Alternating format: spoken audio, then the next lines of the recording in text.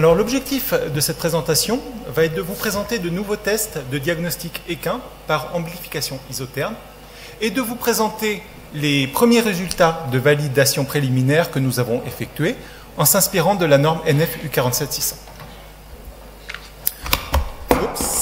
Aujourd'hui, lorsqu'un vétérinaire souhaite effectuer un test de diagnostic par PCR, d'identification d'un pathogène, il va prélever un échantillon sur l'animal, puis va envoyer cet échantillon à un laboratoire d'analyse qui va effectuer la PCR, puis renvoyer le résultat.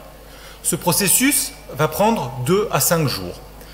Mais durant ce temps-là, l'animal va recevoir un traitement qui est potentiellement inadéquat. La technologie d'amplification isotherme va permettre de modifier ce processus.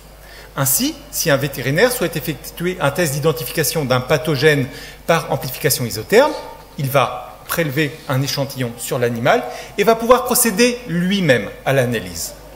Après environ 30 minutes, il va pouvoir avoir un résultat, ce qui va lui permettre de poser un diagnostic et de pouvoir proposer un traitement adéquat à l'animal. Aujourd'hui, il existe 4 tests qui ont été développés et qui constituent un panel respiratoire. Ainsi, pour un même cheval, il est possible de détecter l'herpès virus 1, l'herpès virus 4, la grippe équine et Streptococcus equi causant la gourme. Évidemment, pour qu'un test soit fiable, il doit être validé. Et c'est pour ça que nous avons effectué des validations préliminaires en s'attaquant à 4 paramètres. Tout d'abord, la limite de détection. Il s'agit de la quantité minimale d'ADN ou d'ARN que le test doit avoir pour pouvoir détecter quelque chose. Cette valeur doit être inférieure à 100 copies par réaction. C'est le cas. Au niveau de l'inclusivité, il s'agit de savoir si pour un pathogène, on peut détecter plusieurs souches de ce pathogène.